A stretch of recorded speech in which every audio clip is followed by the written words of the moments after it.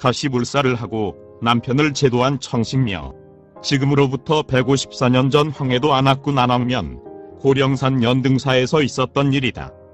그 절에는 몇 년만큼씩 큰 불사를 하는데 이번에는 가서불사를 하게 되었다. 그래서 스님들은 각기 연고 있는 신도 집을 찾아다니면서 시주를 거두는데 어떤 집에서는 기포를 시주하는 이도 있고 또 어떤 집에서는 쌀도 내고 돈도 내고 하였다. 그래서 무려 80여 바탕이나 되는 가사를 제작하게 되었다. 절에서 하루는 2번씩 설법을 하는데 불공을 올리고 제를 지내는 사람들이 끊이지 않아 마치 절 입구가 저자와 같이 붐볐다. 그런데 그 절로부터 얼마 떨어지지 않은 연국마을 이춘화의 집에서도 가사기포를 시주하였으므로 그의 부인이 그 불사에 참여코자 절간에 왕래하기를 수십 번 하였다. 춘화는 원래 포수로서 활과 총을 쓰는 재주가 비상하였다. 항상 험준한 산령을 오르고 내려 기질이 튼튼하고 성질이 거칠어서 무엇이고 세상에 무서운 것이 없었다.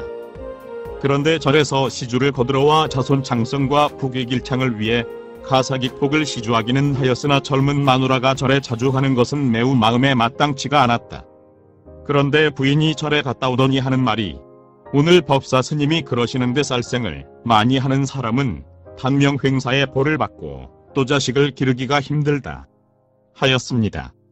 그리고 살생을 좋아하는 사람은 죽어 지옥에 떨어진다 하니 우리도 이제 직업을 바꾸어 농사라도 지으며 살도록 함이 어떠할까요?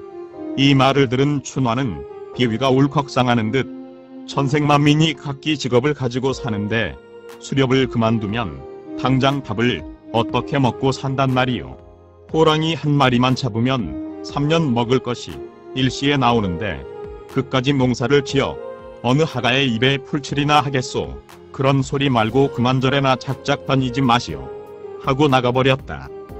그런데 어느 날 절에 갔다가 스님이 법문하는 소리가 너무 재미있어 그만 밤이 늦어 그곳에서 자게 되었다. 물론 동네 사람들도 여럿이 같이 잤지만 매우 마음이 불안했다. 사냥 나간 춘화가 돌아와 보니 밥그릇에 식은 밥만 담겨있고 부인이 눈에 보이지 않았다. 인연이 또 절에를 갔구나. 화가 상투 끝까지 치밀어 당장에 절로 뛰어가고 싶은 생각이 났으나 참고 견디었다. 그러나 밤이 깊어서도 부인은 영영 돌아오지 않았다. 으흥, 요년이 바람이 났구나. 어떤 죽놈을 붙어 먹느라 욕심이 팽팽한 남편을 놓아두고 집을 나가 밤을 샌단 말민가 하고 오기만 오면 금방이라도 잡아먹을 듯 손이 떨고 있었다.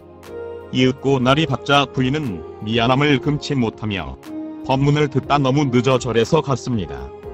그러나 춘화는 대꾸가 없었다. 미안합니다. 용서해 주십시오. 평상시 그의 과격한 성미를 아는지라 부인은 상냥한 말씨로 2번 이렇게 사죄하고 물동이를 이고 우물로 나갔다. 춘화는 시기심이 일어나 견딜 수가 없었다. 저런 년을 내가 데리고 살다가는 또 무슨 꼴을 볼런지 모른다. 오늘 당장 죽여 없애버려야지 하고 그는 총을 들었다. 그러나 총은 소리가 나는지라 다시 활을 들고 창구멍 사이로 살을 겨누었다. 부인은 그런 줄도 모르고 동이에 물을 가득 이고 살인문 밖으로 돌았다. 하나 둘 셋. 춘화는 겨웠던 화살을 당겼으나 부인은 여전히 집 안으로 들어왔다. 잘못 쏘았을까? 먼 산에 노루도 한 살이면 그만인데 하고 그는 다시 살을 겨누어 쏘았다. 그러나 역시 여자는 태연자약 물동이를 이고 들어와 부엌에 내려놓고 밥을 지었다. 밥을 먹고 난 춘화는 한편 미안하면서도 이상스럽게 생각하면서 오늘부턴 다시 절에 가면 안 돼 하고 무파갔다. 그리고 나가 자기가 쏜 화살이 사람의 살에 박히지 않았으니 분명 주위에 있을 것을 예상하고 이리저리 찾고 다녔다. 그러나 아무리 찾아도 화살은 나타나지 않았다. 그날은 가서불사가 끝나는 날이라 부인은 좀이 쑤실 정도로 마음이 서성거렸다. 절에서는 회향을 하고 각기 자기가 시주한 가사를 봉지에 넣어 받아입을 스님에게 증정하였다. 그런데 이 춘환의 집에서는 아무도 오지 않았으므로 연등사 스님이 직접 가지고 집으로 와 시주한 가사를 보이기나 하고 입으려고 가지고 왔습니다.